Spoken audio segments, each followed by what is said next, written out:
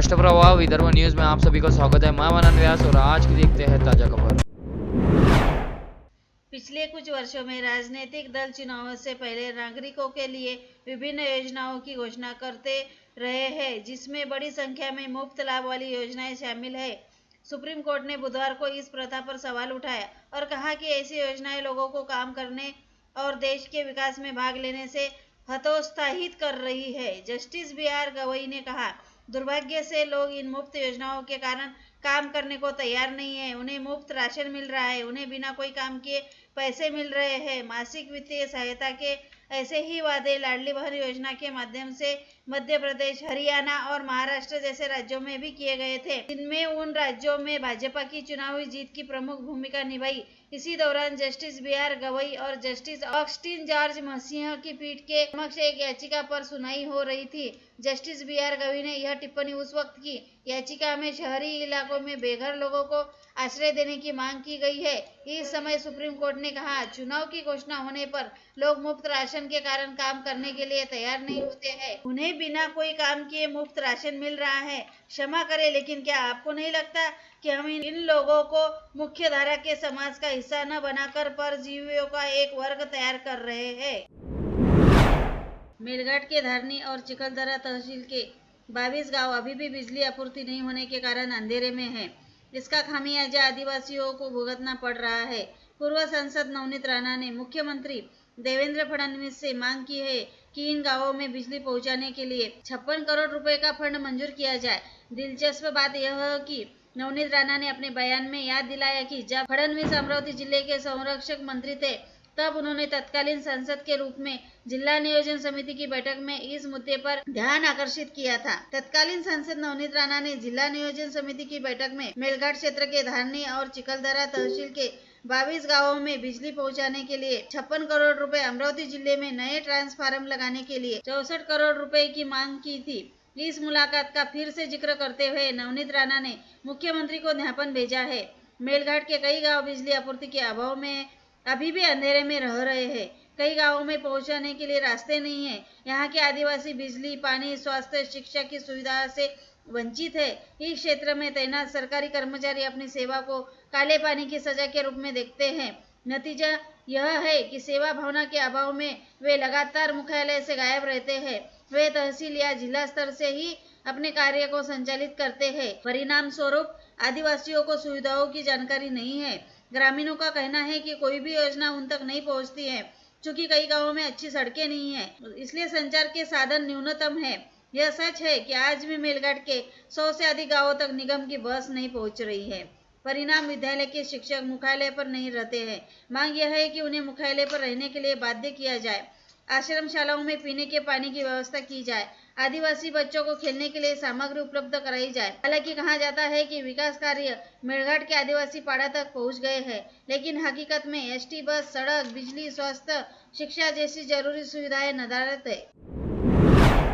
दरियापुर तहसील में 6 साल की बच्ची के साथ यौन उत्पीड़न के बाद इलाज में देरी के मामले में संबंधित दोषियों के खिलाफ कार्रवाई करने के बजाय उन्हें अभय देने का आरोप लगाते हुए भीम ब्रिगेड के कार्यकर्ताओं ने बुधवार को जिला शल्य चिकित्सक से जवाब तलब किया। उसी दरमियान एक कार्यकर्ता ने खुद के शरीर पर पेट्रोल डालकर आत्मदाह का प्रयास किया, लेकिन पुलिस ने तुरंत कार्यकर्ताओं को हिरासत में ले लिया।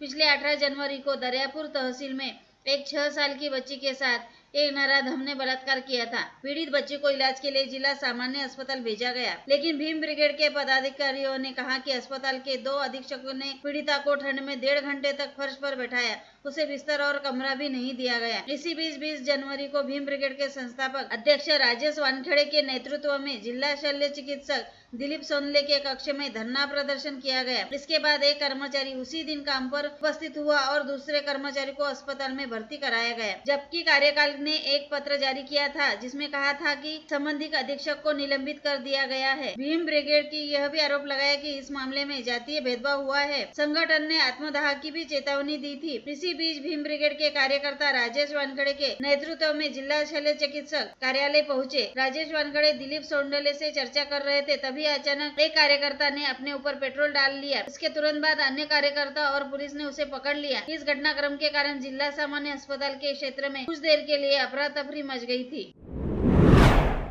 निर्माण कार्य का बिल निकालने के लिए ठेकेदार से रिश्वत की मांग कर रही एक महिला सरपंच को भ्रष्टाचार निरोधक विभाग की टीम ने उसके घर पर ही रिश्वत लेते हुए गिरफ्तार कर लिया। इस मामले में कोल्हापुर थाने में मामला दर्ज किया गया है। जिस महिला सरपंच के खिलाफ मामला दर्ज किया गया है उसका नाम सोनू मुरलीधर सोलंके है। वह भातकुली तहसील की सोनखेड़ा में सरपंच के रूप में कार्यरत है। इस मामले में शिकायतकर्ता ठेकेदार ने सोनखेड़ा गाँव में अलग अलग निर्माण कार्य किए थे। इसके निर्माण का बिल भी निकाला गया, उन्हें रकम भी मिल गई। इस काम को दिलाने में मदद करने के एवज में सोनू सोलंके ने ठेकेदार से 41,000 रुपए की मांग की थी। ठेकेदार ने कहा कि इतनी रकम देना संभव नहीं है। महिला सरपंच ने कहा कि कुछ रकम कम की जा सकती है। इस मामले में ठेकेदार ने भ्रष्टाचार निरोधक विभाग में शिकायत दर्ज कराई। एसीबी टीम ने शिकायत का सत्यापन किया तो महिला सरपंच समझौते के बाद 36,000 रुपए लेने को तैयार हो गई। उन्हें रुपए की रिश्वत लेते समय हिरासत में लिया गया था। उनके खिलाफ कोल्हापुर थाने में मामला दर्ज किया गया है।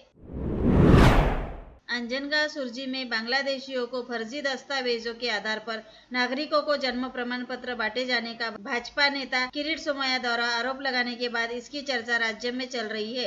जिसके बाद अंजनगांव सुरजी पुलिस ने आखिरकार 2 मामलों में 6 लोगों के खिलाफ मामला दर्ज किया है। आरोपियों पर फर्जी दस्तावेज बनाकर सरकार को धोखा देने और अपने फायदे के लिए जन्म प्रमाण पत्र प्राप्त करने के लिए उन्हें असली बताकर इस्तेमाल करने का आरोप है। एक मामले में पुलिस ने नजराना बी साहिब खान, सैयद करामत, अली सैयद नूर, शेख नजीर शेख, रशीद और राशिद खान अयान सभी अंजनगांव सुरजी के खिलाफ मामला दर्ज किया है।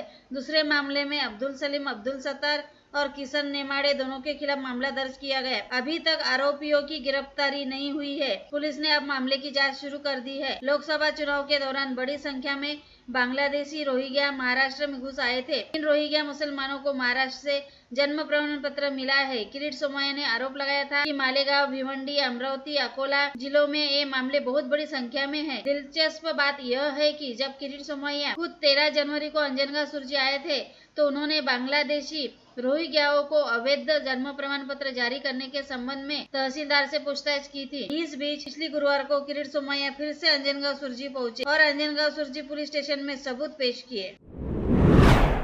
अमरावती जिला परिषद शिक्षक सहकारी बैंक के 5 विपक्षी संचालकों के खिलाफ सत्ताधारी दल द्वारा लाए गए अविश्वास प्रस्ताव को हाई कोर्ट ने वैध ठहराया था, जिसके खिलाफ उन 5 संचालकों ने सुप्रीम कोर्ट में अपील की थी, जिस पर सुनवाई करते हुए सुप्रीम कोर्ट ने स्टेटस को का आदेश जारी किया, जिसके चलते शिक्षक बैंक के 5 विपक्षी संचालकों के ऊपर से फिलहाल खतरा टल गया है।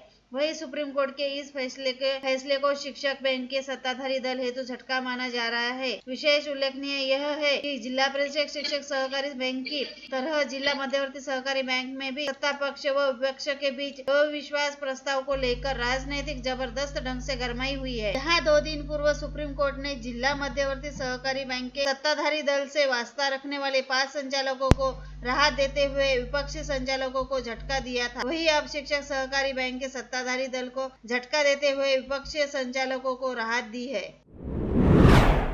विगत सोमवार की शाम 7 बजे के आसपास कांग्रेस नगर रोड पर होमगार्ड कार्यालय के सामने सड़क किनारे खड़ी टाटा टियागो कार से अमित राजकुमार अठौले नामक युवक की लाश बरामद हुई थी, जिसका पोस्टमार्टम करने के बाद डॉक्टरों द्वारा दी गई रिपोर्ट के जरिए यह जानकारी सामने आई है कि अमित अठौले की मौत बंद कार के भीतर दम घुट जाने की वजह से हुई थी। ऐसे में फ्रेजरपुरा पुलिस अब इस बात की जाँच कर रही है कि आखिर अमित अठौले अपनी ही कार के भीतर बंद कैसे हुआ और इतनी देर कार में कैसे बंद रहा कि कार के भीतर उसका दम घुट गया और उसकी मौत हो गई। साथ ही कार के भीतर दम घुटने की वजह से असहज महसूस होकर अमित अठौले ने बाहर किसी से मदद मांगने का प्रयास क्यों नहीं किया। अमित अठौले अपनी ही कार की पिछली सीट पर क्या कर रहा था और उसके शरीर पर शर्ट क्यों नहीं। इस संदर्भ में पुलिस द्वारा लगाए गए काफी अनुमान के मुताबिक संभवतः सोमवार की सुबह 9 से 10 बजे के आसपास कांग्रेस नगर परिसर में होमगार्ड ऑफिस के सामने अपनी कार को सड़क किनारे पार्क करने के बाद अमित अठौले पूरी तरह से अपने होश में नहीं था तथा शायद पिछली सीट पर जाकर सो रहा था तथा नींद में ही दम घुटकर उसकी मौत हो गई। जिले की मोर्शी तहसील के तहसीलदार राहुल पाटिल के खिलाफ निलंबन की कार्रवाई की गई। राजस्व विभाग की प्रक्रिया मलिन करने के मामले में दोषी पाते हुए तहसीलदार राहुल पाटिल को निलंबित किया गया है। इसे लेकर भाजपा के जिलाध्यक्ष राज्यसभा सांसद अनिल बोंडे ने शिकायत की थी। जिसकी दखल लेते हुए यह कार्रवाई की गई थी। जानकारी के मुताबिक तहसीलदार राहुल पाटिल के खिलाफ आपत्ति व्यवस्थापन, चुनावी कामकाज व गौण खनिज के काम में अनियमितता किए जाने की शिकायत प्राप्त हुई थी, जिसकी जांच करते हुए जिलाधीश सौरभ कटियार ने सरकार के पास अपनी रिपोर्ट पेश की थी, जिसके आधार पर तहसीलदार राहुल पाटिल को पद से निलंबित कर दिया गया था। साथ ही अब उनके खिलाफ अब विभागीय जांच भी शुरू की जाएगी। पता चला है कि निलंबन का आदेश अमल में रहने तक राहुल पाटिल का मुख्यालय अमरावती का जिलाधीश कार्यालय रहेगा।